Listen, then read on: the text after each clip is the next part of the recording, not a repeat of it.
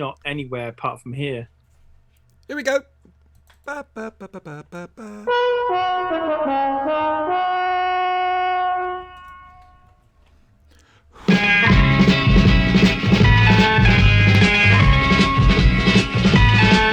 You've got to fight for what you want, for all that you believe.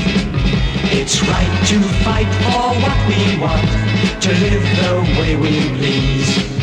As long as we have done our best, then no one can do more. And life and Love and happiness. Hello. Hello there. Welcome to the Flesh and Blade podcast. I'm Siobhan. We'll never leave here. Never. Let's stay in here forever. And when the streets are quiet, we'll walk out in the silence. Let's meet the co-hosts. I'm doing a quote every week. I know you do a quote every week. I'm just thought- saying I'm not going to stay in here forever. Okay. Hello, Retta. Right, Eddie was here. Oh, 2 people have entered the waiting room. 2. Well, there's Eddie. I'll admit him again, in the hope he gets in. Seriously, Eddie, without internet problems, isn't natural. Something has to happen. Ah! Hey! Hey! He made it. I can't close this thing. There it is. Hello, dear. Hello. He's not speaking. He's not speaking. Do we have anyone else in the waiting room? No, that was just Eddie. That's okay. It's cool. Is it Eddie and then Eddie's voice separately? Apparently, yes. And I was He's eventually going to let me in. Ah. there you are. She's gatekeeping.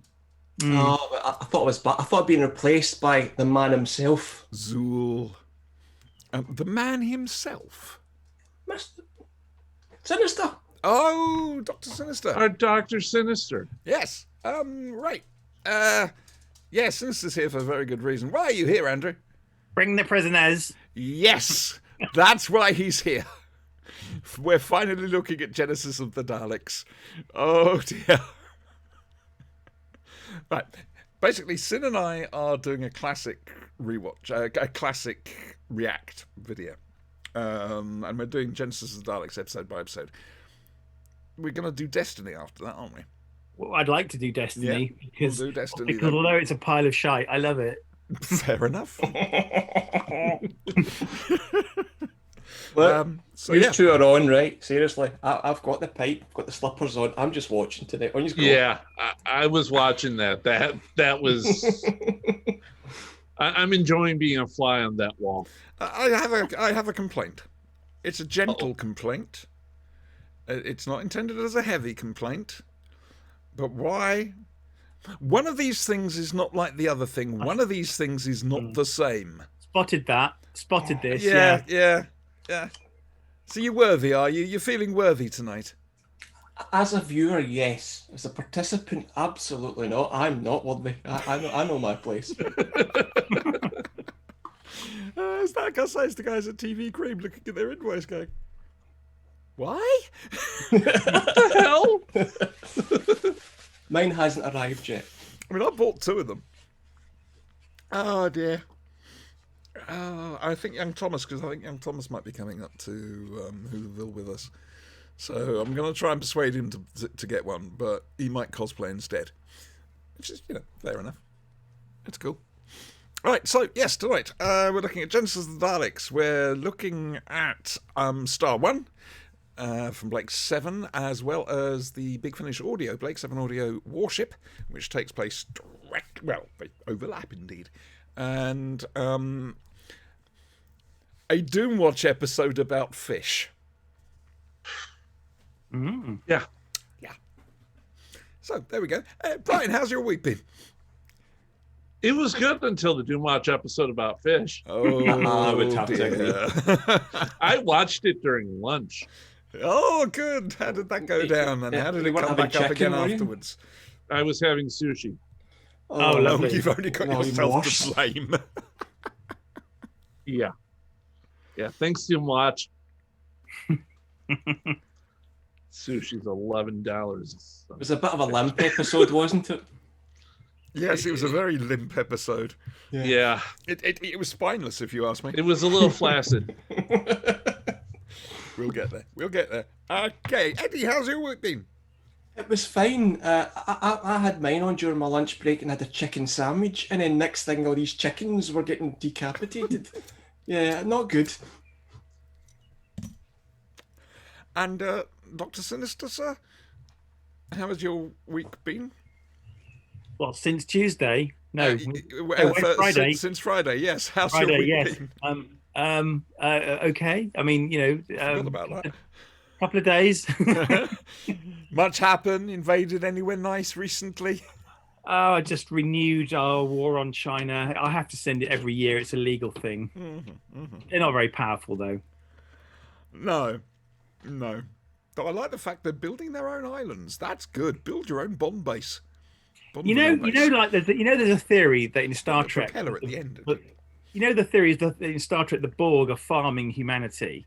But they only ever send one cube because they know it'll be defeated, and they know that the humans will invent more technology. That's what I'm doing with China. So basically, you're doing essentially what the Shadows from Babylon 5 were doing. It's a case of development through conflict. Exactly. Yeah. It's only by constantly challenging them and declaring war that they will develop new weapons that I can then steal. Now, can they actually build There's a a plan volcanic island base? Because you could ask them. I have heard maybe in the market. Just saying. I have heard that some of Cave's their a little islands cramped right now. Some of their islands are prone to sinking. This happens. I mean, didn't think it through, did they? Not really. I actually am a bit concerned. The Royal Navy's sending its carrier strike group over there at the moment. No, I didn't. But well, yeah, there's a carrier strike group. Basically, the UK's back in the. Have we got planes now? Yeah. Half the planes are British. This is what the second carrier No, you guys have. Half the planes are British and half the planes are American because we haven't got enough at the moment. I thought we were having French. Anyway, we've already wound up the Russians by sailing next to Ukraine, and we're going to do the same with Taiwan. So by the end of the year, we should be quite toasty in our nuclear hellhole. We'll all have that CSO glow. Yep, ready, Breck. Well, out of all the countries in NATO, haven't like 117 of them been invaded by Britain? Oh, well, there aren't 117 countries in NATO, but there are very few countries in the world that we haven't had some kind of war with. Remember the whole flag system I told you, Brian? Yes. We have a flag, you don't have a flag, therefore that's the law. That's how it works. Yeah, okay. My week, dull. Sort of. I went to go and see young Thomas Banks up in Winchester. And that was a lot of fun. Hopefully Thomas will be coming to Hooverville with us, which I need to plug. I need to plug that now. Hooverville 12, up at the Quad in Derby. That's in the UK, for those who don't know. North. They've announced the Colin Baker, as well as Colin Spall from Revelation of the Daleks, and Rise of the Cybermen and the Age of Steel. And as well as Keith Barnfather's for the shopping channel. Keith Barnfather's going to be there from Mythmakers, as well as come on, Siobhan, the guy from the robot Andrew exercise. Morgan, director who he directed Remembrance of the Daleks. You've missed out somebody very important who's going to be. Well, yes, Dr. Sinister will be there. That was unprompted. And yes, you can go up and touch the hem of his coat if you wish, but ask the security detail first.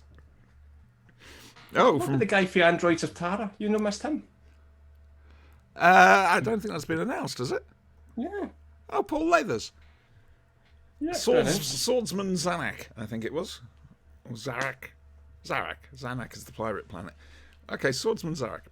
Yeah. I've corrected myself. I'm sorry. Yes. The current 200 nations in the world, Britain has invaded all but 22 of them. And I bet the other 22 I think it's time we put that at the right. time. It could be that. Well, Al Murray basically says essentially, if another country's conquered somewhere and we've conquered that country, we win by default. Yes, that's the way knockout tournaments work. Yeah, exactly. Oh, by the way, there's football on tonight, so if you hear a huge cheer, it means that England have won. If you hear the sounds of screams and breaking glass and Christ knows what else, England have lost. Yes. Or possibly have won. Yeah. If the transmission goes blank, it means we probably. But the connection, except for viewers in Scotland, because if you hear cheering at Italy's one, you always get your own TV up there. Exactly. Oh dear. Hello, Sean, sweetheart. Yeah, no, I do want to see the second half. I'm recording the second half. I don't want to know what the score is, but I don't think I'm going to get. I might not know what the score is, but I might know the result. It depends on the cheers and the fireworks and Christ knows what else. Italy won. Nice try. No, I didn't. I mean, I'm not a football fan, but I have to admit, I've been slightly swept up with this. It's still halftime. Yeah. Right. Shush. Shush, shush, shush, shush, shush. News. I was hoping Dominic was going. He said he was going to be on tonight because he's been to Time Fracture a couple of times, and I was hoping that he could tell us about it. I have to admit, I would like to do that. It does sound fun. It's in Oxford Street, though, which is like the premier street in Britain. So imagine the ground rent they're paying. Mm-hmm. Yeah, but imagine the crowds they're pulling. They must be. I mean, it would have made a lot more sense in my head to do it in a little warehouse out in Slough somewhere or something like that. Or Cardiff. You know, Pitt and... It would be nice for Cardiff to have something. something else now the experience is gone, because Cardiff's a lovely little city, and we used to love going up there, but there's no reason for us to go up there anymore. You know, the experience is gone. Eddie's Diner's shut. You've got to visit Yanto's shrine. It's still there, isn't it? I think it is, yes. And if you go to Yanto's shrine, chances are you're going to run into Barrowman. I mean, it's just the law of averages. Whether you want to or not. I don't think there's any other news. Fed Saga, July the 17th. Fencegate, sorry. July the 17th. A man is coming out from a company to look at finishing off what Guinness didn't do. And then I can wash my hands of the whole fucking thing. I know it means I've got to pay for that, but, you know, c'est la vie. So that's Fencegate. Car update. Oh, okay. Did you clean the coffee stain? Yes. Thank you. I couldn't get any wet wipes, so I ended up having to get some Huggies disposable wipe things, which are thick as bricks, and try doing that. I don't think I quite got into the little corners. Yep, no, that's been done. Adam and I met up today for lunch, and we ended up parking the car side by side, opening up the doors and the bonnets and just comparing them. And? They're remarkably similar, and they should Oh be. my God, they've become car people. I'm tempted. I'm trying to decide whether to go up to Coventry next weekend for an electric car thingy. I don't think I will, though. Electric car meet? You're going to car meets? No. Right, so hang on. They have an electric... So electric cars are supposed to reduce carbon emission. Yes. Where everybody charges their car, Yes. go and meet with their electric cars En masse. en masse, Yeah. and how is the power generated for those cars? Well, Britain is consistently using more and more renewable. Oh, bloody hell! Renewable resources to generate electricity. The percentage of it is getting higher and higher, and that's the percentage that we're using. You know that for a fact, do you? All of that percentage. Yes, I nothing do. for everyone else. When you pay your council tax, do you say, I'd like all of my electricity to come from wind, please? Pay my what? Council tax. Yeah. Okay. Crazy. Right. Shall we do what we came here for? Nah. Just sit around and bullshit. Yeah, I thought basically. we were That's already doing what it. we do. I thought we were doing it. Yeah, damn straight. Here we go. And now, from the worlds of BBC Television's Doctor Who, it's Doctor Who.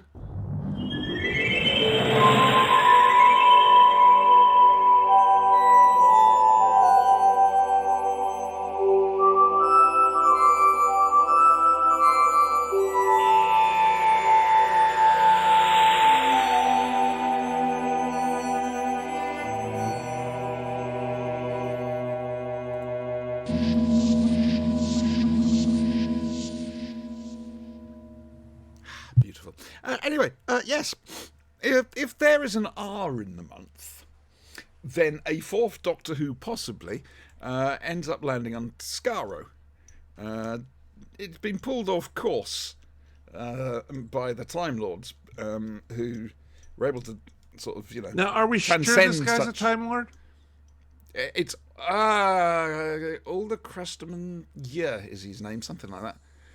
Are we sure he's a Time Lord, though? Yes. I think he is, because Rassilon sent him to kind of interfere, No, so he they didn't. could.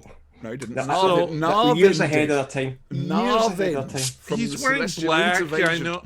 He could be the Black Guardian, just, sent the Doctor to screw around with the time. No, love. This is well before the Guardians.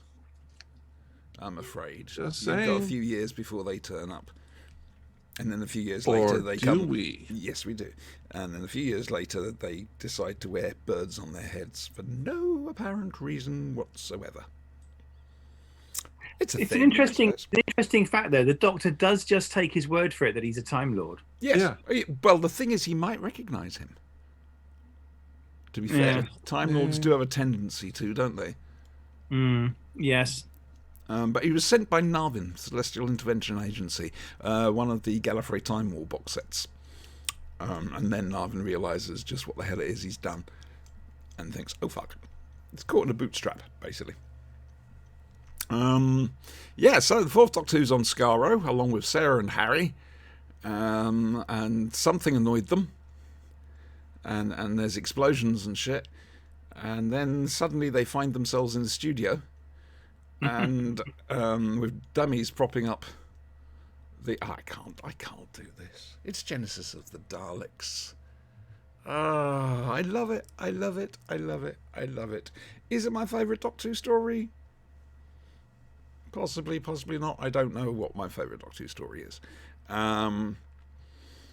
Yeah, it's just bliss. I first encountered it on original transmission. I do remember. I do have some memories of watching it, and then there was the LP. 2.5 hours, side 1, side 2, and side 1, by the way, ends with the Khaled rocket blowing up the Thal rocket blowing up the Khaled dome. And listening to that over and over again, it sticks in the head, like the Gopler's music and lines from the Gopler's.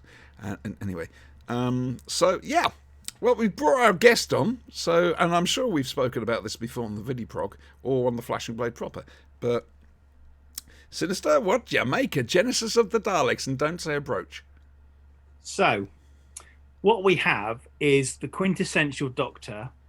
Not my favourite Doctor. Troughton's my favourite Doctor, but what arguably the quintessential Doctor with the quintessential logo, the quintessential opening theme music, the quintessential opening title, Sarah Jane Smith, the ultimate companion. We've got Daleks. We've actually got a good script by Terry Nation.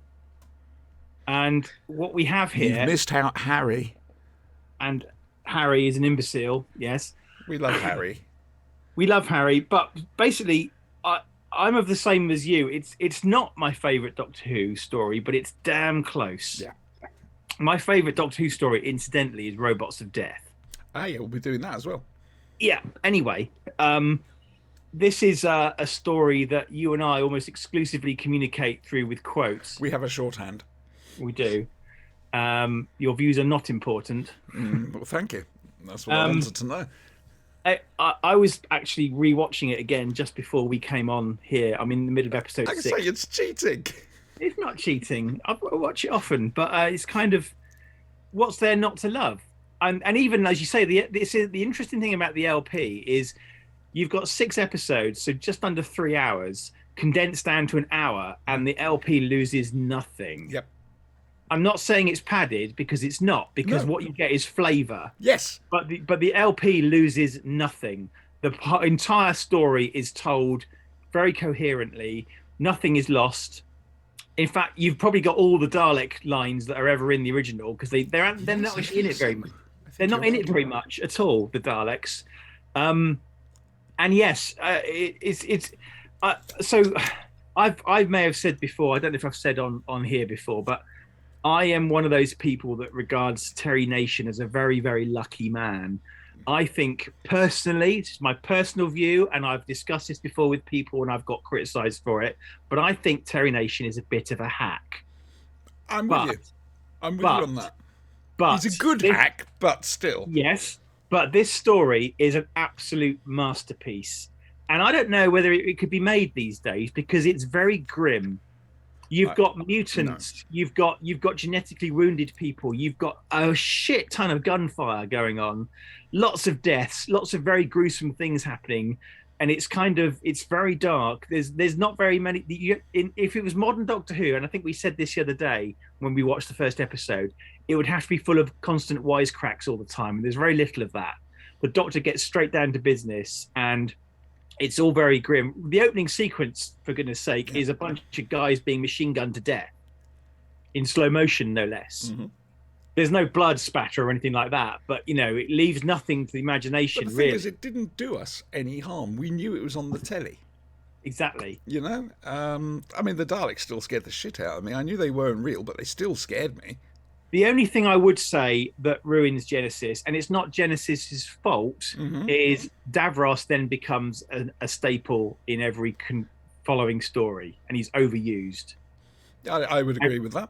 Arguably, you could say that is a result of the Doctor interfering with the timeline, and what was Dalek history is now another Dalek history where Davros survives. There has been that has been argued but the discontinuity guy. No, not the discontinuity guy. A long time ago, I used to be one of those people that would try and put the Dalek stories into a chronological order. And you've got to do a lot of mental arithmetic and juggling to get that done. Whereas if you actually assume that the stories featuring Davros are an altered timeline, where Davros actually survived because of this future interference, it actually makes a lot more sense. Well, it does, and the Daleks themselves are never a cohesive force after Davros is introduced in the show. Yes. Until they're brought back from the Time War. Yes. And Davros is essentially put in his place. Yeah. Yeah, they just become tools, whereas beforehand they were calculating, they did their own thing, they answered to nobody. I'm slightly going off topic here. Basically, I love Genesis of the Daleks. Let's end it on that.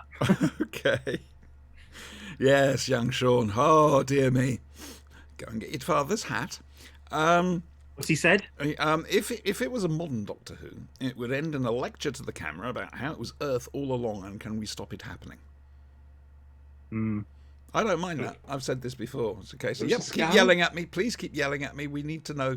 We need to be reminded all the time. Hey, I wonder if there was a Doctor Who trailer during half-time. Ooh. That would be the time to drop it. Anyway. Okay. Which one of you two wants to follow that? Brian does, it seems. He got in there first. Sorry, Brian. All right. So... Genesis of the Daleks. Yeah. This thing is perfect. Ooh, high praise. I love this. Praise. I love this arc. This entire story.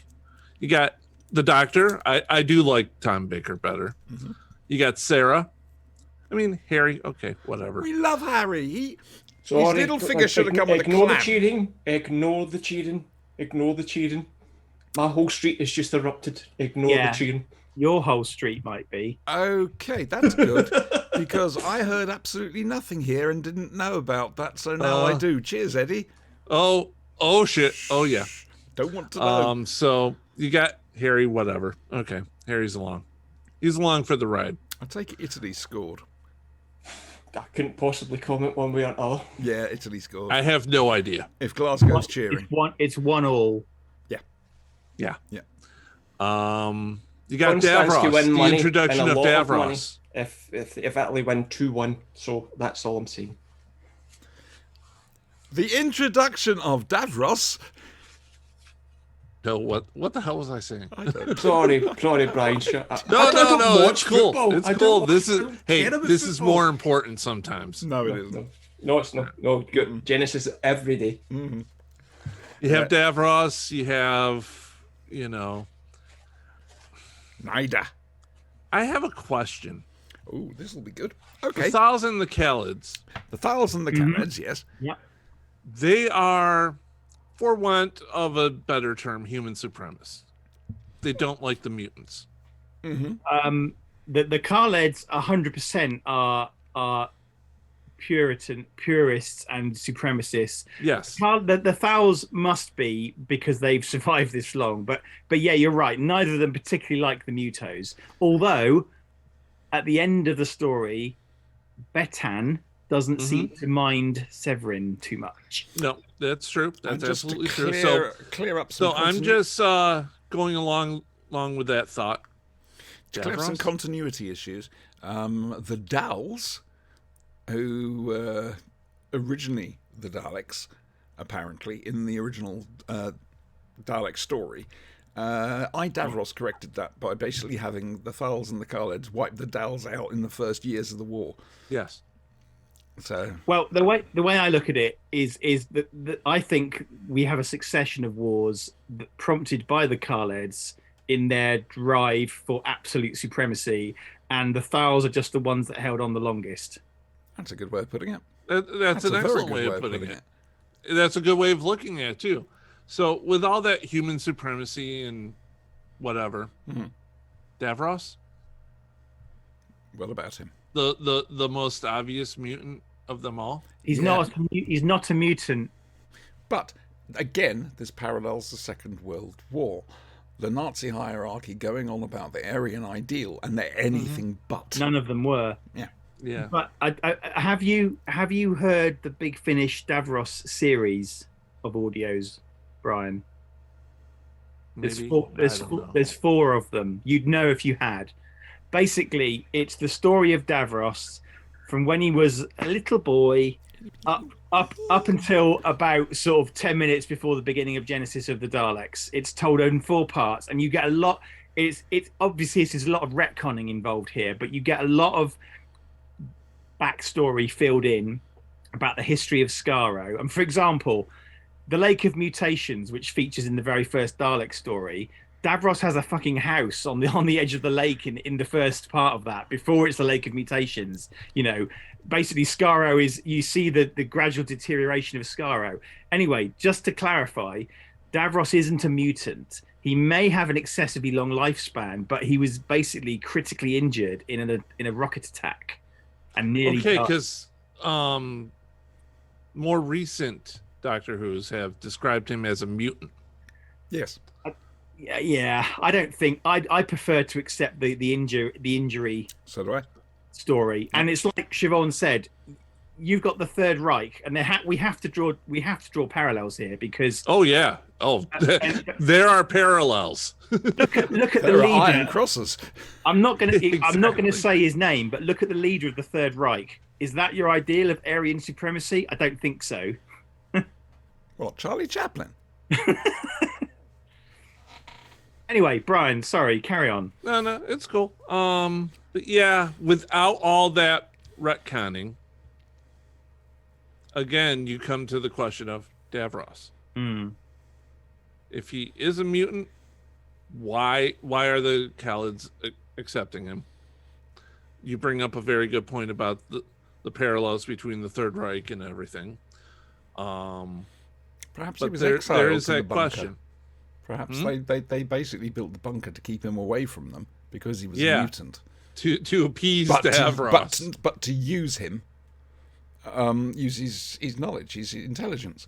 Perhaps that's what they did. But I'm with Andrew on that one. He's not a mutant. It's just his injuries. Okay. All right, that's fine. We don't know. We don't know. We don't basically. We don't know. There's a lot of inconsistencies with Davros. There is. I mean, he goes into suspended animation right at the end here. Yes. And at the end of Destiny, he goes into suspended animation. Well, to be fair to Genesis, the idea of Davros going to suspended animation at the end is itself a retcon. Yep. From Yeah. Destiny.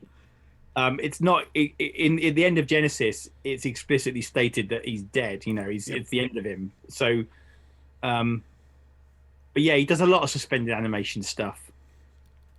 Well, you can't keep a good villain down. You should know this. He is a superb villain. We need to mention this. Yes. Eddie. Hello. I don't know if I can add much, but what I will say that is I am not the biggest fan of Tom Baker. I like a lot of stories, but this was his first season, wasn't it? Mm-hmm. Yeah. Mm-hmm. They hit the ball at the park with this one. I mean, first season Genesis of Daleks. Yeah. But I would say definitely the best Dalek story by head and shoulders. Yes. I would say that Wishart here plays the definitive version of Davros. Yep. It's not over the top. It's loud and boisterous when it has to, but this guy is cunning, manipulative. He manipulates the Doctor. You're talking about how did he survive? Because he's a manipulative little evil shit. He basically holds them off at the very end to the last minute, and he's waiting on the Daleks coming back, and he's trying to figure out who's on my side and who's not. It's the way he just counts the seconds down with his finger. Yeah. He plays the Doctor in terms of, he knows that his weakness is his compassion, and he plays that to get what he wants in terms of the whole discs and the future of the Daleks. I just think it's great. And Roy Skelton, I would say here as well, probably one that just plays the Daleks perfectly. They're not in it. They don't say very much, but by the time they get to the end, it whole twists in terms of the whole programming that Davros has put in there. No compassion, no remorse, no guilt. And it comes back, this compulsion to survive. The Dalek is the master race. And then it just totally turns on Davros. It's beautifully written, beautifully acted. Yep. And I would say by head and shoulders, to steal what you said there at the start, Dr. Sinister, not Mr. You didn't spend 7 years in evil school to become Absolutely. To be fair, Mr. Sinister is his nom de plume. Okay. So, is Tom Baker my favourite Doctor? No. Is Genesis of Dalek my favourite Doctor Who story? No. Those are William Hartnell and the Gunfighters, just for the record. But it's joking aside, this is just perfect. I mean, it's perfect, perfectly acted, perfect Doctor. Was Tom Baker ever better than this? Potentially. No. Dr. Sinister, I did it again. Dr. Sinister's favourite episode, potentially. But I honestly think it was played straight, it was played correctly, it was restrained performances when it had to be. 10 out of 10. I absolutely knocked it out of the park. Fair enough. I do have one little thing. The first Dalek voice, aliens I must exterminate. That sounded a bit wonky to me. Bit too high-pitched, maybe? Yeah, but you can argue that away because they hadn't been fully... Yes, exactly. Prototype. It's a prototype. Yeah, I'm sorry. Yeah. I'm trying to actually find faults, and I can't. And an unusual thing also for a Doctor Who of this era is it's a 6-part story, and it needs to be a 6-part story. Yes. Yeah, very much so. It's not 4 episodes with, oh shit, we've got another 2 episodes, let's bung some more villains at the end. It needed the space. No, totally agree. Modern Doctor Who could learn a lot from it. Well, to be fair... Sorry. To be fair, next week we're looking at the Invasion of Time, which is it's the perfect example of what Andrew was talking about. A 4-parter with the 2 parts are slapped on. No, we haven't. And wasn't Elizabeth Sladen I checked with fantastic? You guys on Wednesday about this. Did she? I did. I'm just saying. Don't upset her. We'll end up with some terrible. We're in a run The here. invasion of Don't- time is fun. Yeah. We haven't done it before. Sontarans on Gallifrey. Fun if you like tinfoil. Yes, Spoilers. tinfoil is really good. Hey, tinfoil and bubble wrap all I day. really must find my DVD copy so I can put the alternate effects on. But with Genesis, no wastage. And Sarah Jane, that cliffhanger where you're climbing up the rocket, and that's heart pounding stuff. I mean, the resolution's a bit of a cheat, but it's, you know, you can look at, it's the old 1930s Flash Gordon movies and Republic serials like and them. stuff like that, and that's what Terry Nation was very good at writing, that sort of thing. Very definite. now. Yeah. Proper baddies as well. Absolute proper baddies. And I can't remember the actor's name, but even without his little tank, he's still a devious shit. Guy He's Seiner. really good. Guy Seiner. That's the one. That's the Yeah. fella. That's the other thing is you talk about villains in this episode. Apart from maybe Betan, is there anyone in here who isn't an evil bastard? Even Ronson. I mean, Ronson's is responsible, contributing to Davros's experiments. There's He's Hugh. complicit. There's always Hugh. Hugh, but he's insane. He is insane, and the trouble is we don't know why he's referred to in the plural. No, It's no. very weird. Then- You well, are maybe insane, Davros. Schizophrenic. Yeah, must be. Yeah. Hugh, So, no, Hugh I are think that joke's just going to stick with you and me somehow. yeah. I don't think it's going to move on from here. If for those who grew up with the album, that's a pivotal line that is emphasised in the album.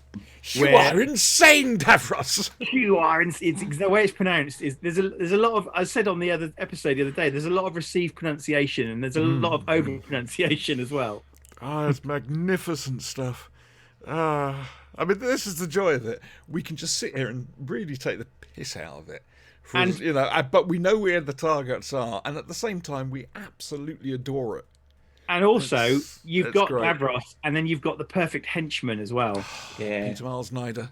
Yeah. Later. Oh, very much so. Dear me. Loyal to the last.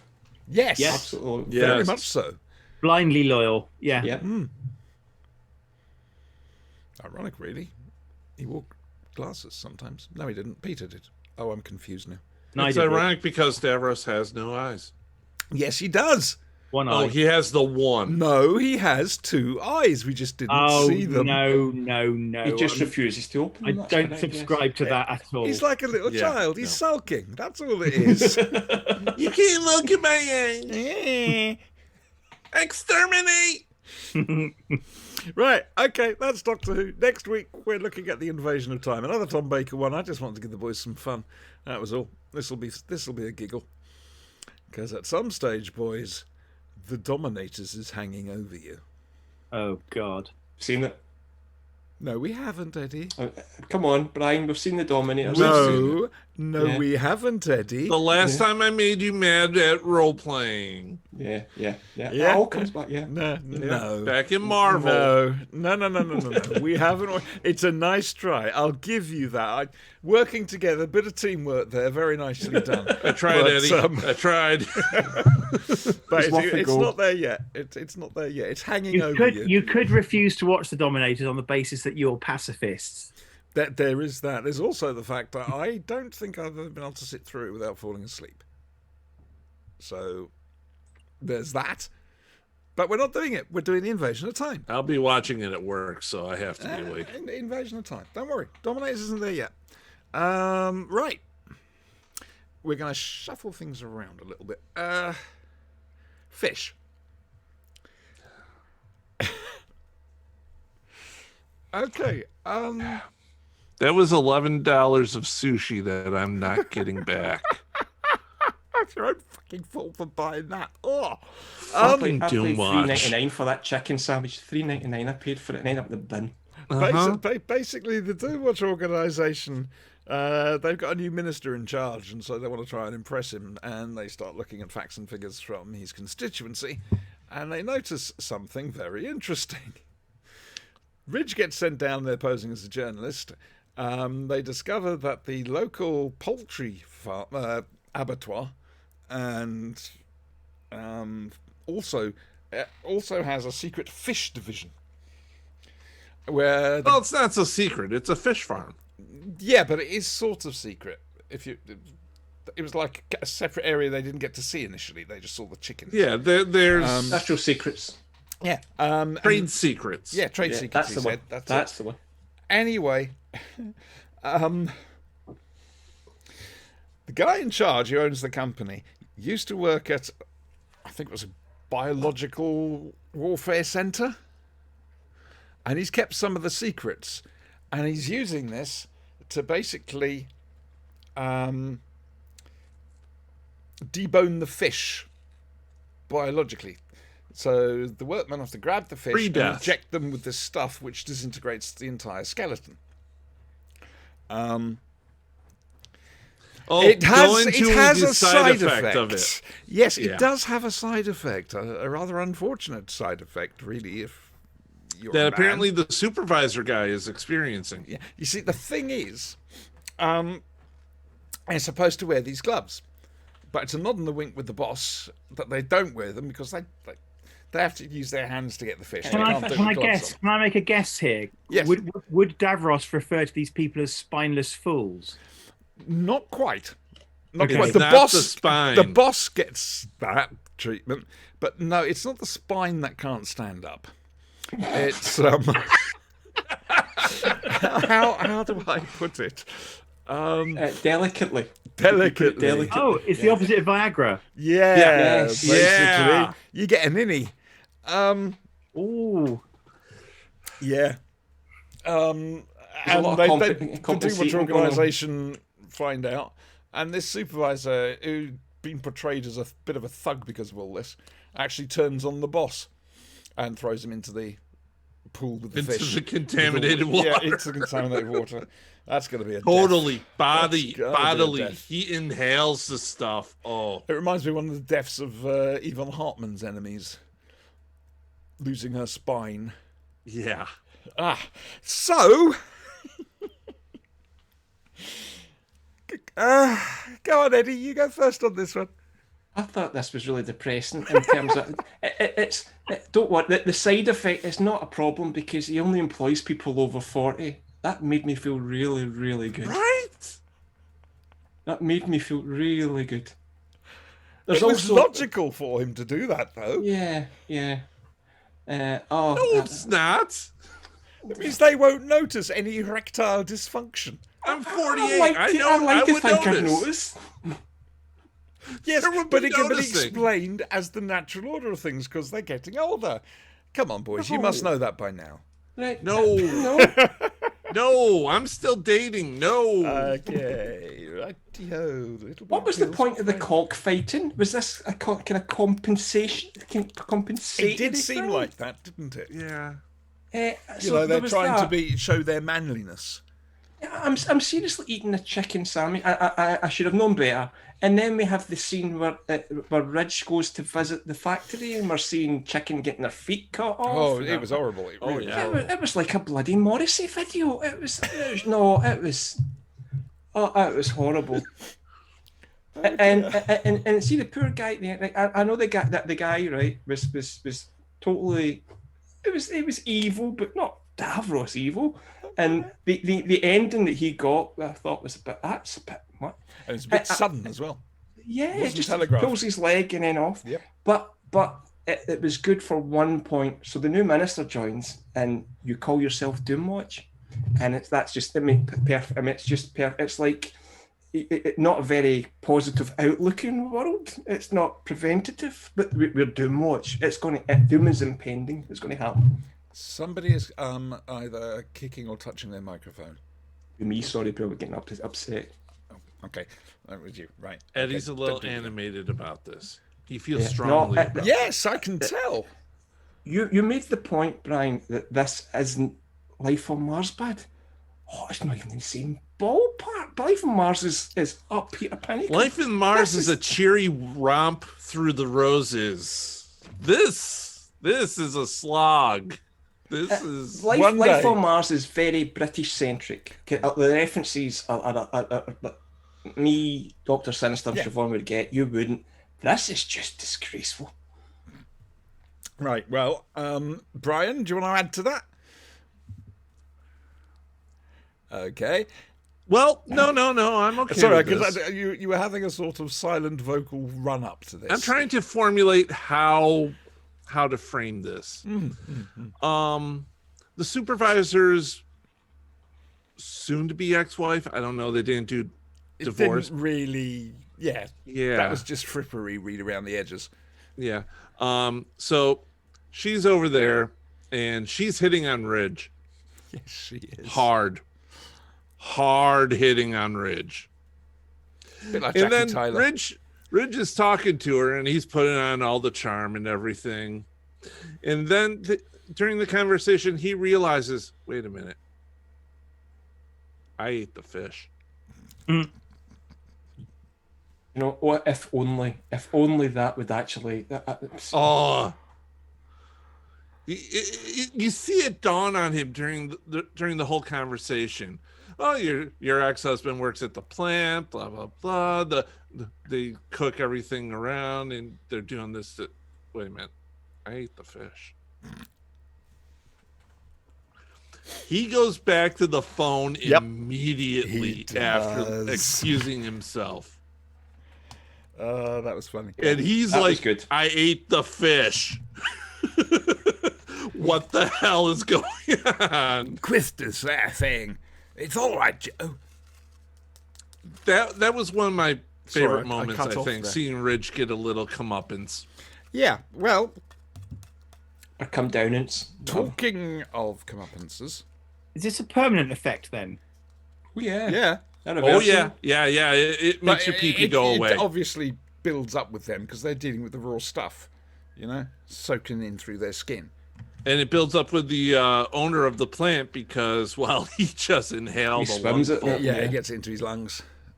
Yeah, his entire skeleton is going to dissolve. It's Amoeba Boy. Right, so I've got to tell you a few things. Not about this one, though. Next week. We have come to the end of the existing Series 1 of Doomwatch. Oh, And it's a no, crying say sh- it ain't so. It is. And Aw. it's a crying shame that the last episode doesn't exist in the archives. Can you tell us what it was about? Yeah. They blow up Toby Wren. They kill him off. I would have loved to see that. Basically, there's a bomb at the end of a pier, and they think it's an atomic bomb. Of course, Quister's got lots of guilt because he was a mathematician on the Trinity thing. And he's always felt the guilt about being part of that. Anyway, Toby is supposed to leave it for the bomb disposal experts, but decides no, he can do it, and he gets it wrong. And it blows up. So, where we're coming in is the first episode of the next series, with a story called Who Killed Toby Wren? Or You Killed Toby Wren. Yes, You Killed Toby Wren. So there you go. So did Robert Pill get too big for the series, or did he fire his agent? Which one? I have no idea. I've no idea. I'm not. I've been trying to get hold of Anthony A little Brown. bit of column A, a little bit of column B. Anthony Brown knows he's Doomwatch inside out. I was tempted to try and. I've been trying to find him, try and get him on the show to talk to us. Like we had Toby on for Quatermass in the Pit. Good to find out. Good to find out. I would have enjoyed watching Ren get blown up. You can imagine it in all the different ways you'd like to. The whole It's generous of the BBC to leave it to your imagination. You can the indulge 70s yourself. bad wardrobe that he has worn throughout this entire season. Oh, come on. Oh, Ridge is come worse. on. They Oh, some Ridge love- is far worse, but Ridge Oh. is still there, and I still have hopes of watching him suffer. The cravat has never looked so good. Oh, come on, seriously. Yeah. Oh, very, very, very, very, very. And all dear. that's left is a little cravat floating down, Just gently burning. Yep. just gently smoldering down. Anyway, so that's next week. You Killed Toby Wren. Right.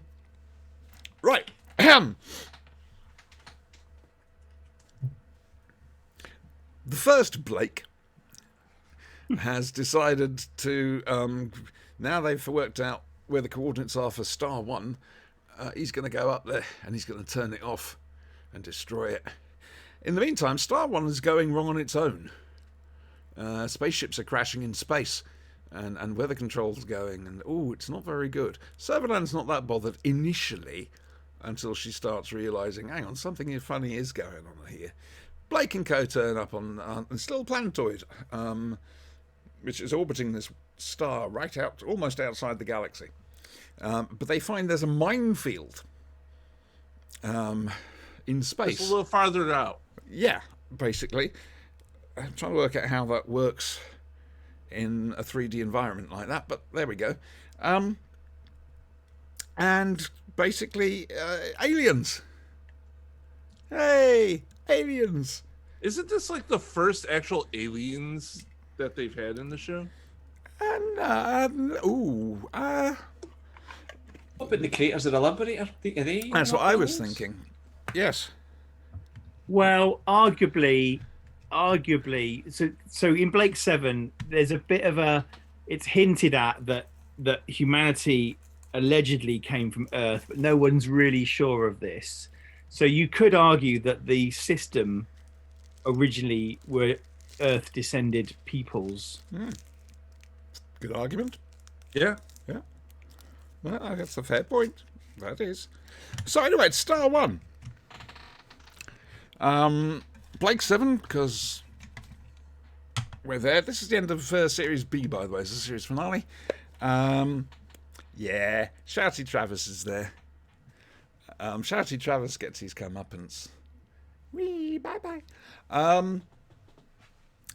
Right then. Brian, Annie, Sinister. Brian first, isn't it? Surely. All right, then Brian first, yes. Okay. So yeah, Star One. Blake has found his unicorn. It's a nice way of putting it. Yeah. Severlin Sutherland. realizes whatever. I don't care after this. It still sounds like come down to Serverland for new and used discount servers. We've got all street sizes. We got old servers. We got new servers. We servers. got rack servers. Come on down to Serverland. So Well, we need to copyright that idea. Server land.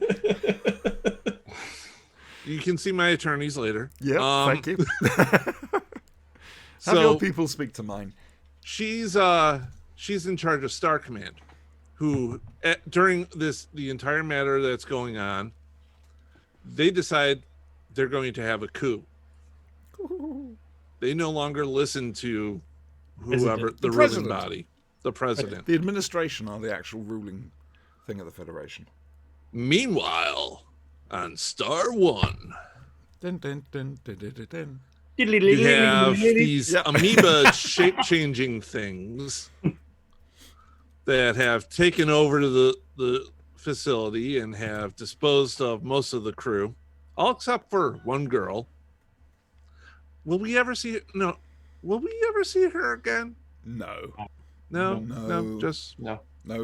it's a After shame what comes because it next. seems like an episode to introduce a new crew member for the No. next season. Plus, you listen to Warship afterwards, you know Yeah. what happens to Star One. Oh yeah. Yeah. So, outside the Star One system, there is a minefield in space, basically bordering the rim of this galaxy, keeping either us in or something out. Yeah, it's keeping something out. All right. Every single funny-looking ship BBC Visual Effects could get their hands on. Yep. I'm kind of curious because they don't seem to know who put the minefield in place. It must have been the Federation from long Federation ago. minefield. From a very long time ago. It Yeah. is mentioned in the series, I think. Yeah, it's either the series or the audio. I think it's the series it's mentioned. Okay. Um, So hilarity ensues on Star One. cue Benny Hill music. Exactly. People are running left, right, and center. All of a sudden, Blake doesn't want to blow the place up anymore. You have to get the bombs. We've only got 10 minutes left. Try. Fuck. Yeah. Okay, fine. They managed to do the impossible and gather up all the bombs, except for the one that Blake planted without telling them because he's Blake. At some point in this, Travis gets his revenge and shoots Blake. He does. Blake gets his revenge, and Avon shoots Travis Again. again. Avon's actually been quite good. He shot Travis, I think, twice, blown up his ship at least once.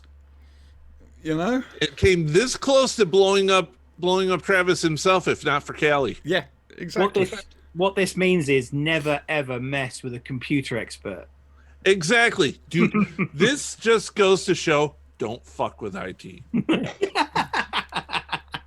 That's it. Don't mess with IT. IT will kill you. Can you imagine Avon saying, "Have you tried turning it off and on again?" Oh, Well, now, I long for perhaps you that. should. That'd be my ringtone. I long for that. That would make my year. I'd just have that. I on don't know continual what's loop. coming up. Well, I don't know it that well to be able to tell you if there's a scene like that. I mean, it wouldn't have made any sense back then. The We'll joke be wouldn't have been watching there. it. But, you know, looking back now, you can laugh at something like that. Eddie? Oh, and I do have to say this: the episode, the ending, fire. Yeah. No more episodes. Blake 7 always cliffhangered out. Yeah. Last time This you is- had the Liberator blowing up on the screen. Yeah. This time you've got the start of the Interstellar War. Intergalactic War, should I say. intergalactic, planetary. Yep. Planetary, Eddie, sweetheart. galactic. I always watched this one as a bit of a cheat because it teases the big battle. It's It big does. cliffhanger, Yeah. and then big finish to the rescue. So I'm really looking forward to talking about that. So it was always a case of it was great. Had they run out of money by the time we got to the end of the series because it was all teasing the Star One. We're going to get to Star One. We're going to destroy Star One. Then we'll get an alien invasion, minefields. And this was like the year of Star Wars, so it promises a lot. And I appreciate BBC budget. They had the limits, but it always felt like a bit of a cheat. And I always had that at the back of my mind and to this day. But like I said, like finish to the rescue. So I'll pause there and I'll come back later. Can when I we're ask a talking about question? worship. Now, this is possibly based on something apocryphal. But it is rumoured, and some people swear by it, some people don't, that initially Terry Nation was going to have the Daleks being the aliens behind it. Oh, you mentioned that. That would have been amazing. Would it? Oh, I'd have loved that. We're Yes. talking 1979. Look at the state of the Daleks and Destiny of the Daleks. Yeah. Yeah. Oh no, I'd have that. I'm just going into. I don't know if that would Age have would have been happened. 71. I would have been 79. 77, 79. 79. this is. I would have been 8 years old. I would have been I was 6. marking out. Oh, good God, yes. Yeah. Oh yeah. Oh. But we'd be looking back at now and going, oh, no. I was hip deep in Kenner action figures, and if they did this, it was. Like I say, I don't know if that's a real thing or if that's just been made up wish fulfillment. But, yeah, good old Daleks. Okay, got to ask the question of you boys. For the last time, rebel or terrorist? Freedom fighter or terrorist? Terrorist. Terrorist. Sin? Terrorist, 100%. Oh, I thought you were going to say role model. The thing to bear in mind about Star One is all the stuff that Blake does to annoy the Federation. Everything he's done so far has been a mere pinprick compared to what's about to happen at the end of Star One. And also, and I'm saying this without any spoilers, this occurs exactly halfway in the middle of the series, as it turns out. Yes. This is the pivotal event of the whole of Blake 7. It is. Very much Because so. the events that follow this are... We're on a different trajectory. We're on a different trajectory, and I can't say too much more. No, I don't, like I say, I'm praying that Brian hasn't been spoilt and won't get spoilt on Facebook or something like that for the end of the series. Brian, if you do, please tell me. All right, I will. because It I makes want. for, You know, this makes for a very different series 3 yes, it does. because things have happened during the war that has, shall we say, shifted the balance of power. And ultimately, you then get a very different Series 4, but that's a different story altogether. But this is Completely different. these events are in the galaxy of Blake Seven. These events are cataclysmic. Yes. An awful However, lot I am happens. going to go back to that for one thing. I am saying he's a terrorist simply because, okay, you overthrow the Federation. What next? Yeah. Where's this heading? What's your game plan? They would have. Where's they the would end have- game? What are you would going have to do just- with people like you? You would have just had endless internecine warfare throughout the whole galaxy with no unif. Look at what happened. Okay, so I'm not trying to say Saddam Hussein was a very nice man, but look what happened when he was deposed. All of these self-interest groups came out of the woodwork. The people that he'd been suppressing for decades. Well, forget that. Look what happened when the Soviet Union fell. Yeah, everybody started fighting everybody else. And so, at least the one good thing you could say about the Federation is they kept order. The trains ran on time. Same is true of the the Galactic thing is- Empire in Star Wars. But a lot of these but the people thing that work to overthrow stuff, they don't have an end game. I don't know quite how much of what you said would happen because Blake would have destroyed Star One and everything would have been completely fucked up. I reckon a lot of planets would have been cut off. Destroyed because of environmental factors that the computer I was guess monitoring. the equivalent today would be somebody simultaneously destroying the internet and the global positioning system of satellites. Exactly. That would cause absolute chaos. Yes, it would. And also be a new Bruce Willis movie. And you have arrived at your destination. So for the record, then, Sinister is saying that he's Team Federation. Oh God, yes. I never doubt never for 1 minute. Never for 1 minute. The hell you say? Any uniform that makes a whiff whiff whiff whiff noise as you walk gets my vote all the time, right? So wait. Is it Team Federation or Team Severland? Because let's face it. It's going to blur. The line is going to blur coming up. All right. I won't say Team Serverland because she's self-seeking, and she wants power for her own sake. I will say Team Federation, 100%. Okay. Whiff, whiff noise. I think that's the funniest thing you've ever said. And that's saying something. Anyway. I want a Federation uniform. Just I know so you can do. Whiff, I can thought whiff, you whiff had everywhere. one. Did you not have one? Pictures of you with it? I still say you need to get Travis's outfit. I've got the gun. I've got a Federation Get rifle. the eye patch. You've got the get eye patch. get Yeah, the fake hand. hand. It's Sinister. I must have subconsciously based Sinister on. Travis. Now, but which Travis? Hang on, Wait, let's are you listen to shouting, what Alistair or did. are you- I think it's more Stephen Greif than Yes. Grief. Yeah. rather than Brian Could we have Croucher. you say Crimos, please? Crimos! And could you name a really bad Channel 4 program that used to be late on Friday nights in the 90s? The word. The word. The word? The word. Yes. Oh, I think I needed this tonight. Oh dear. I'm just going to go to Hooverville and I'm just going to shoot. Just hold my hand out to everyone and go, the word.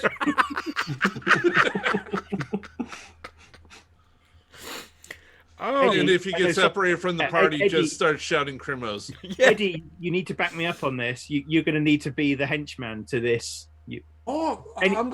Any dissent and yet you thump them, right?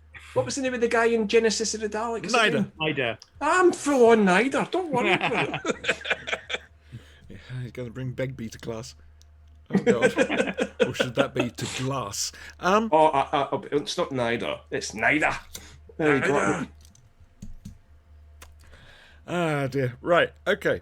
However, as Avon says fire, they open fire. And they have a bit of a battle with the spaceships in space.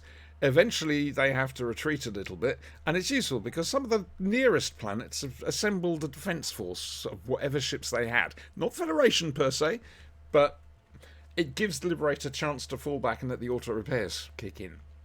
In the meantime, they discovered a little tiny, itty bitty little planet on a really wide orbit around Star One. Star 2. You'd think so, wouldn't you? And have you heard this, Andrew? Right. I'm going to have to opt out of this conversation because I have listened to Warship when it first came out. But for some reason, my CD player was on shuffle and I had no fucking idea what was going on. It's a bit like listening to it on Spotify. It's a similar kind of experience. Yeah. So I haven't tried to listen to it since because I was just confused. You see, ladies and gentlemen, here at the Flashing Blade, I don't know if we've mentioned it, but we have superior standards to other shows. Oh, dearie me. Okay, so the only person who could be spared from the battle is Blake, who's injured. Travis shot him. Callie insists on teleporting down to the planet with him. Excuse me. Well, it's better than this than flying the spaceship. And they find a Federation facility. I don't want to say too much because you can still get Warship. Trying not to choke my head off. You can still buy Warship. However, it fits the gap between Star 1 and Aftermath brilliantly. Answers a lot of questions. Yeah. Where was Servalan during the Intergalactic War?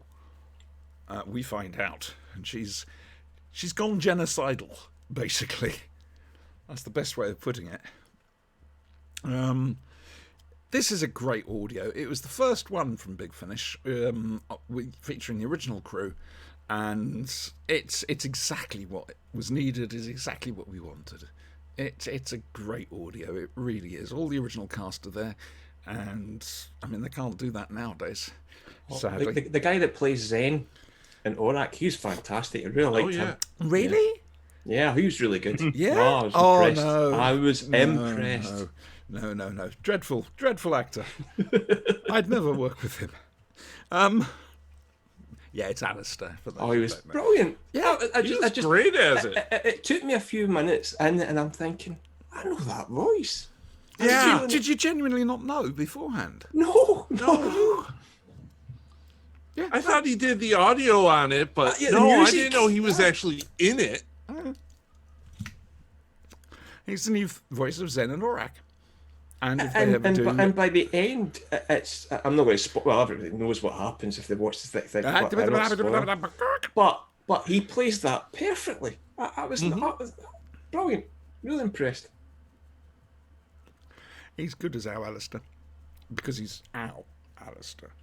All right, we own Is him. he in that box behind you? Box. No, Neddy's probably in there.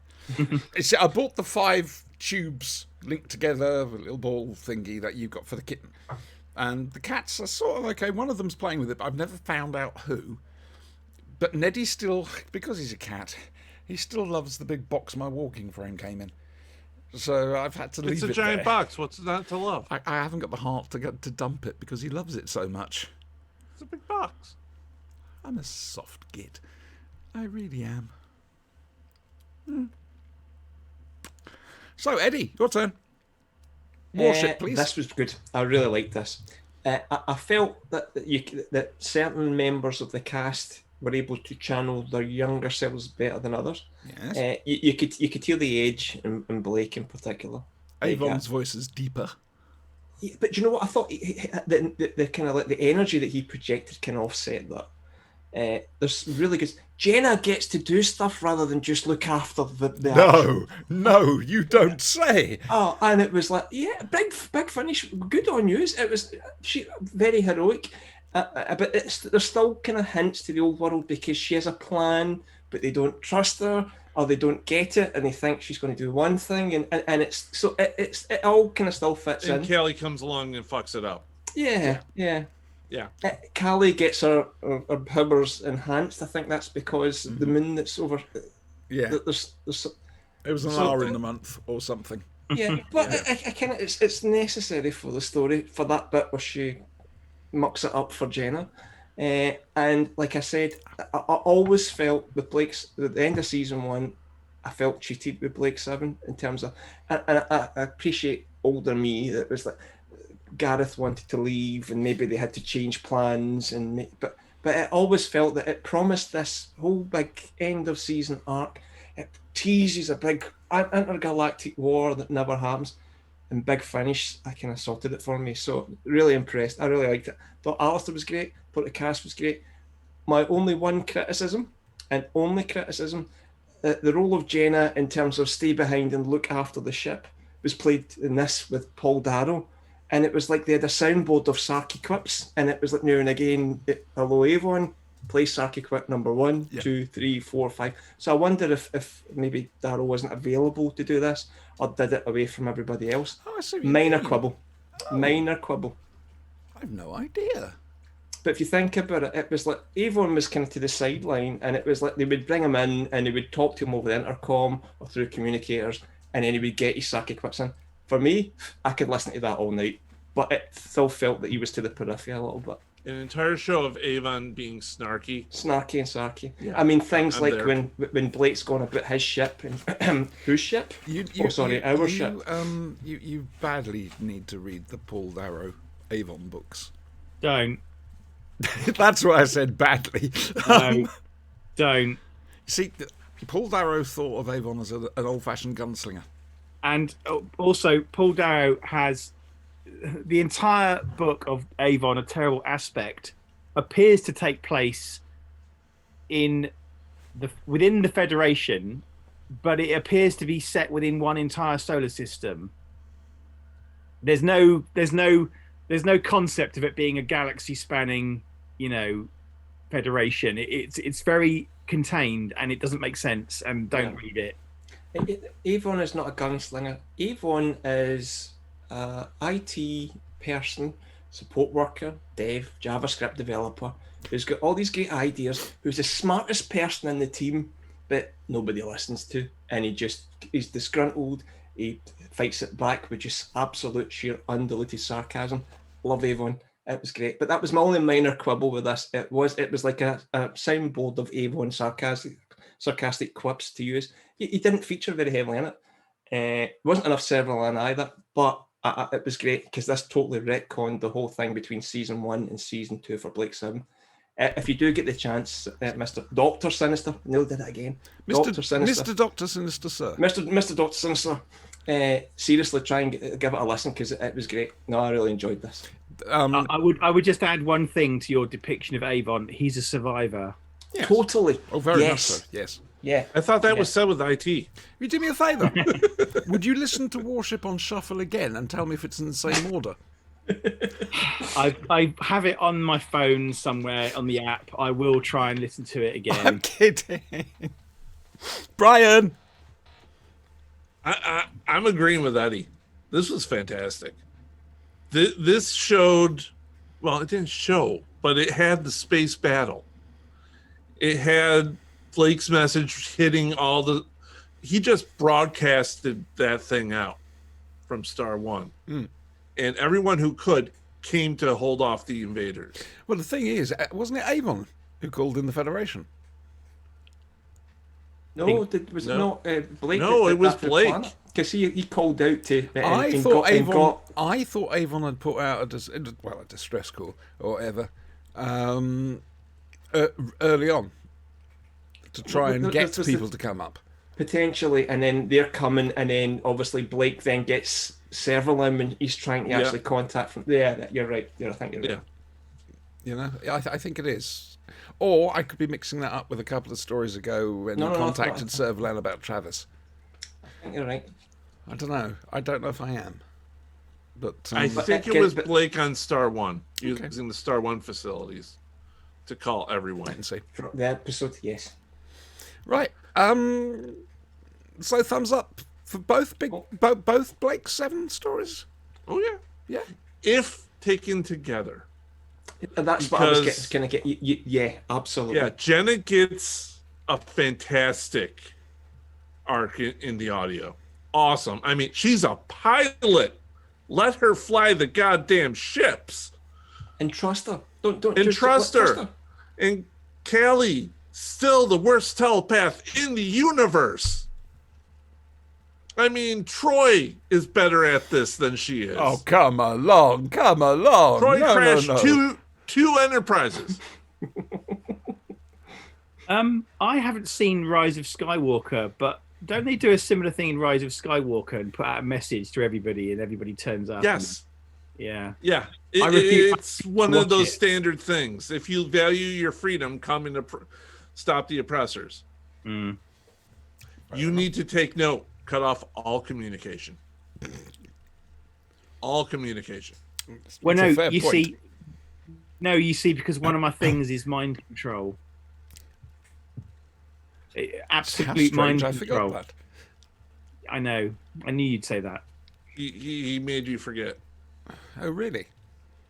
Forget what? Right. That was Blake 7. You can still get Warship. I am going to try and download the book version of this if you guys would be interested. We'll look at that. No? Sorry, mind control. Oh, okay. Mind control. All glory to the Hypnotoad. And yeah.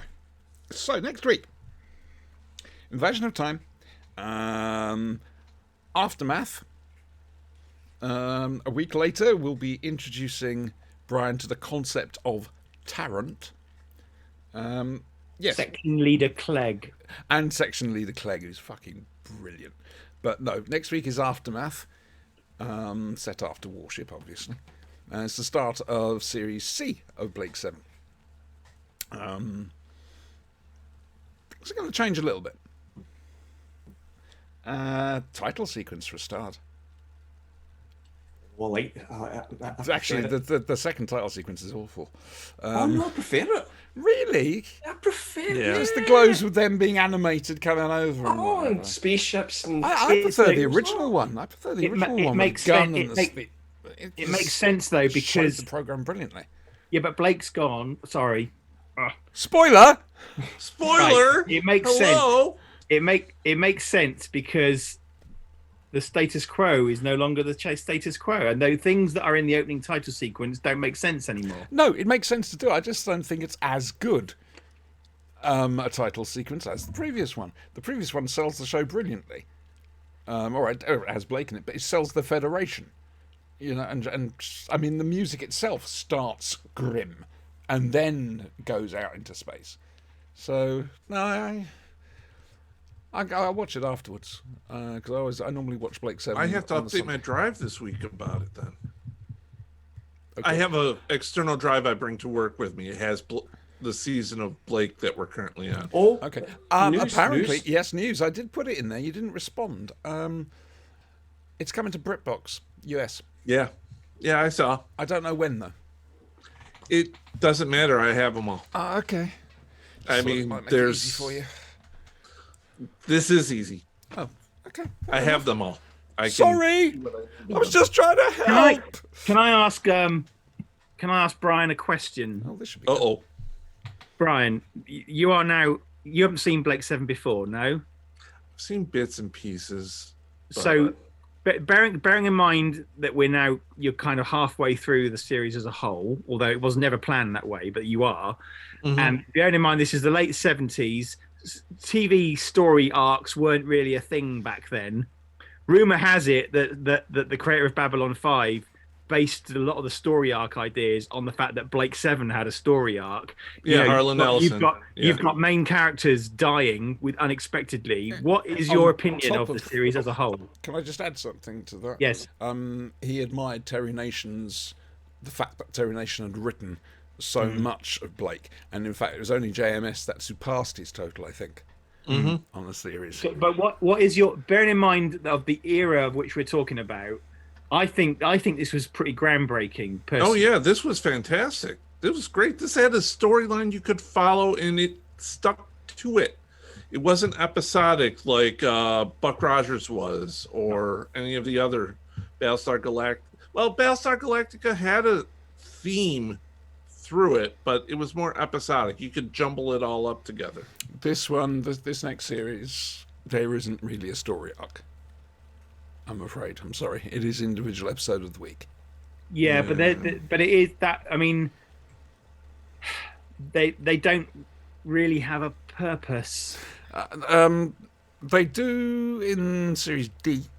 Yes, Series D, they have a definite purpose, but in this one, Yes. in Series... Yeah, and Series 3, they're lost.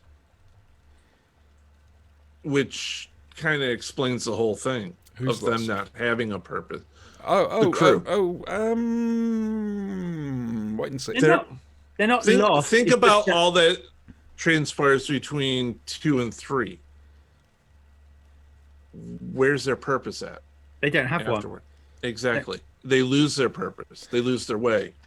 However, Series 3 There are does other reasons contain as well. my Series 3 contains my favourite Blake 7 episode. Not the Harvest of Kyros. No, Sarcophagus. Oh, now a lot of people don't like that one. It's written No, by I Tanith blood- Lee. I bloody love that, and I love Sand as well from Series D. Again, Tanith Lee. I know. Okay. I love Sarcophagus. Fair enough. At some point, we should do Babylon 5. I would like to. I'd Very, say very I've much. got it all here. It's all here. I don't have it on any accessible thing, unfortunately. I've got a massive set. Talk to me. Yeah, we tried that. It didn't work, remember? Oh, well, we'll Yeah. work it out. I'm pretty sure there must be a box set somewhere. You can borrow my box set. No, thank you. However, you have been very helpful because at some stage soon we're going to do The Nightmare Man, which is a 4-part thing on the BBC. The BBC. I think it was like 8:30 in the evening on a Thursday evening. Adapted from a novel called Child of the Vodvoynia.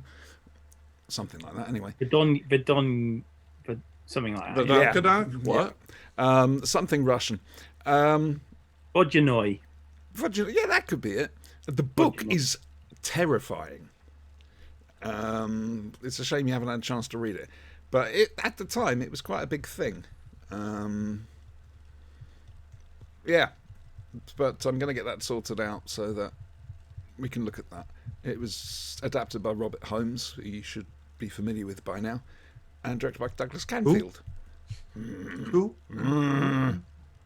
Put that t-shirt over your head. No, don't. It'll show your belly. Oh, God.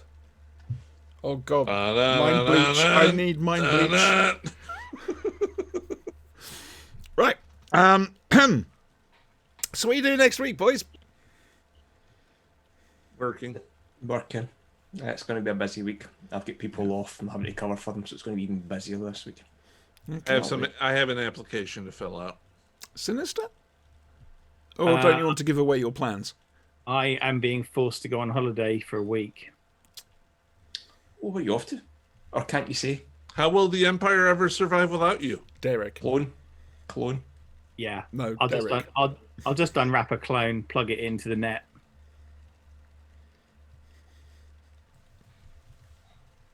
It'll work I'm out. sorry, I've We got met- visions you of met- him we met a having couple- we clones met a couple- dotted around the house, acting as Alexas. It's just... Yeah, but they're not very good as Amazon Echo devices because they're a bit moody. Would you like a sin pie? That's got to be my favourite line. I'm That's the way being you asked in delivered it. chat to take it off. No, This is all on your no, heads. no, No? no, I'm just saying. no, Give the viewers No. what they want. I mean, No. you know. no. Why do you put up a poll? What, to hit him over the head with? No, it's not. Oh, dear me. I feel quite faint. Right. I have that effect on women. Don't worry about it. So, what am I doing this week? I'm going to the house at Pooh Corner. The actual house at Pooh Corner. I've got some friends. Hang on, you're going to a house to poo in the corner? Yes. Right. We don't have indoor plumbing. Don't kink shame. No, the house Pooh Corner. It's, yeah. It's got some friends who run it. Well, I own it. But I haven't seen them since lockdown and everything. So I'm going to go up there. We're going to have a little spot of lunch. And I'm just going to enjoy the countryside. Is the lunch going to involve honey? It was Piglet, I think. I'm a bad father. I'm going to Sean's graduation ceremony on Thursday. So I knew there was something else. It wasn't just all work. So I'm taking Thursday off and I'm going to my son's deferred graduation ceremony. I forgot. Can you remember the So- name of your son? His third I've got graduation two. ceremony. I've got two sons. How do you expect me to remember both of their names? When was his birthday again? Yeah. Didn't Sometime we have a this year. debacle like that? Yeah. Oh yeah, Jack's 21st. Oh, that was terrible. That was really terrible. Okay, I got tears in my eyes, you bastards. Role playing. Haven't discussed role playing. Well, we skipped this coming week.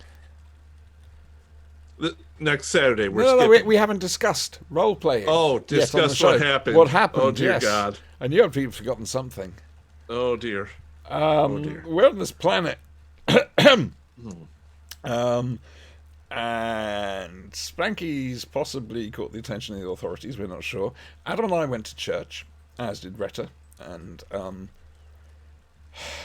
the creature known as Colin. And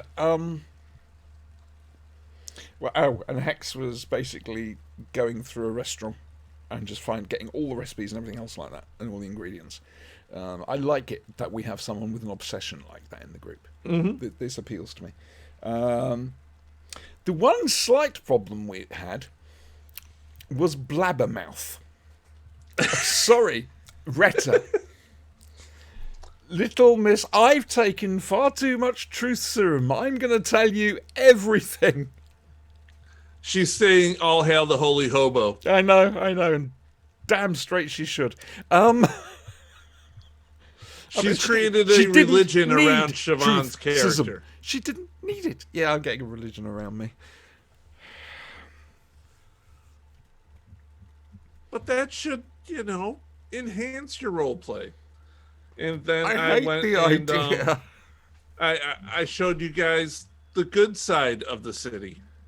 Yes, you did. That was village-like.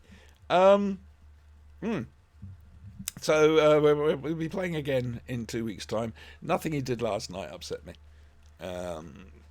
Retta upset me by reminding me that she thinks that Spanky and I are married.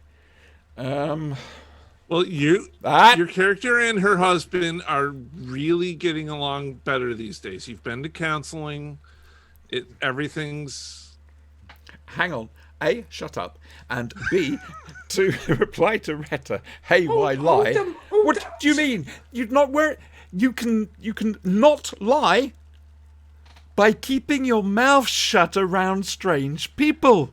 Hold a minute, Rick. So we were criticising Doomwatch a few weeks ago because it was employment law. Now, during a Marvel superheroes role-playing game, we've got marriage guidance counselling. Star Wars, this is. Star Wars is Star Wars. This one. Oh, well, that makes all the difference. In the Battlestar Galactica universe.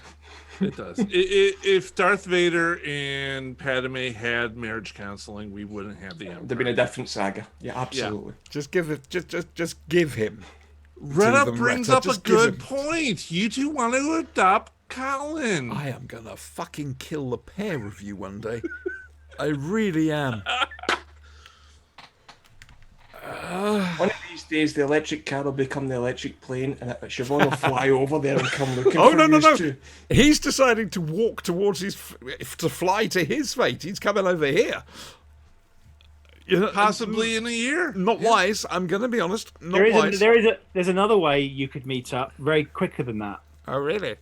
The word. The word. That's it. We're going to have to send out an official Flashing Blade Crimo card. Can we have a t-shirt that just says the word? The word. Trouble is, it's open to interpretation. I mean, you've got Colbert's The Word. You've got The Word that we mentioned earlier. Just The Word. No. Get it in smaller letters and then getting bigger. Yes. Yeah. Yeah, we'll sell that to the Blake 7 fans. See, Retta's just being honest. She's a good person. Why should her character not answer questions that are put to her? Because it could drop her into a lot of trouble, either with the people she's answering or her teammates. But what trouble could she get into? What? The angels want to take care of us. Okay. I forgot she was Fruit Loopy. That's what I'm saying. Fruitcake standard. Right, we're going to go. We've been here an hour and a half. And my hatred of you, Brian, is just rising. Good.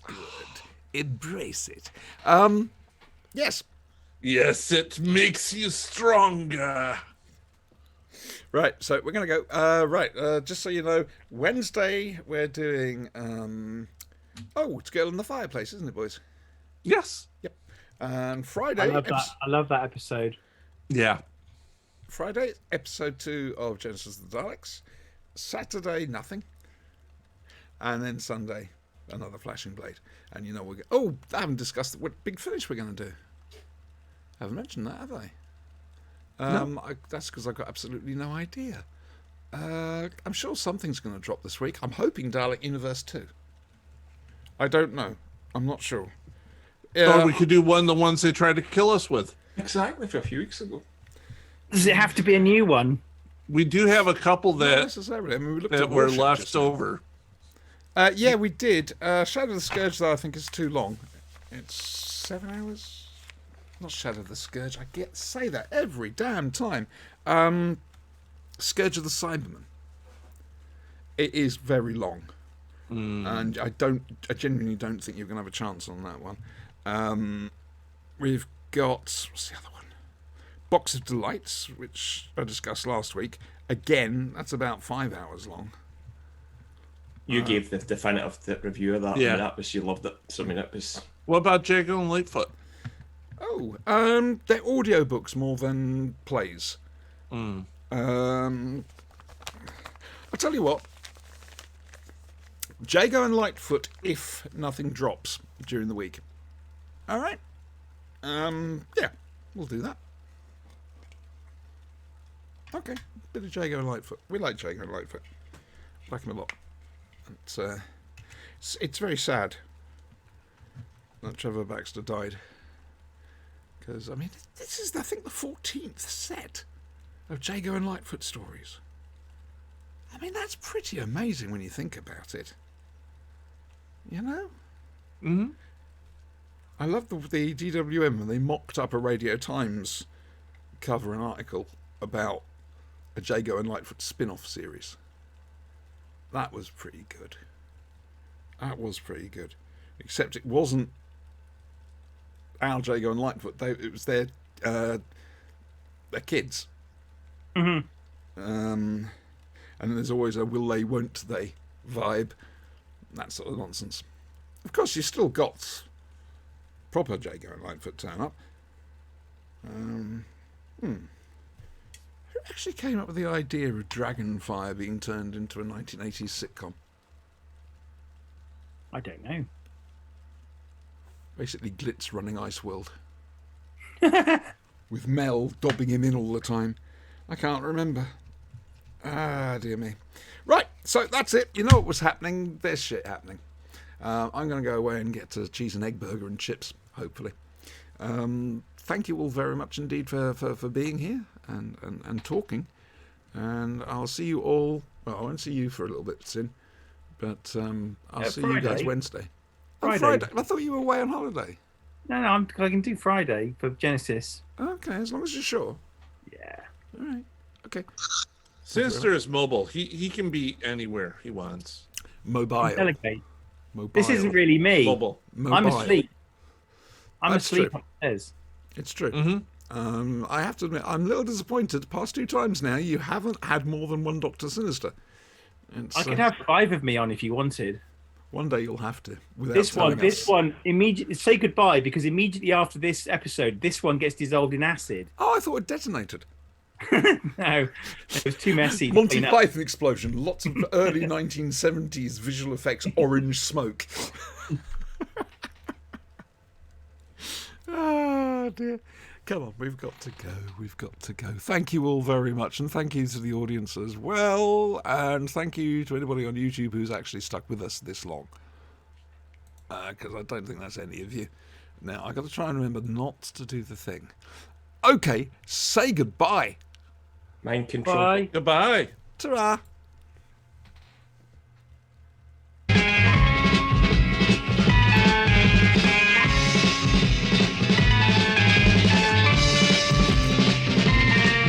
You've got to fight for what what you want, for all that you believe.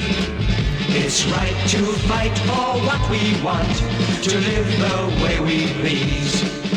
As long as we have done our best, then no one can do more.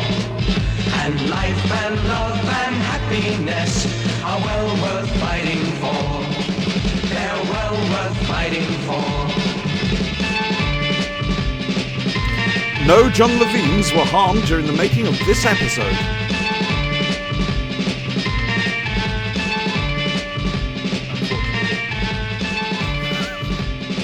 That you're aware of. In control.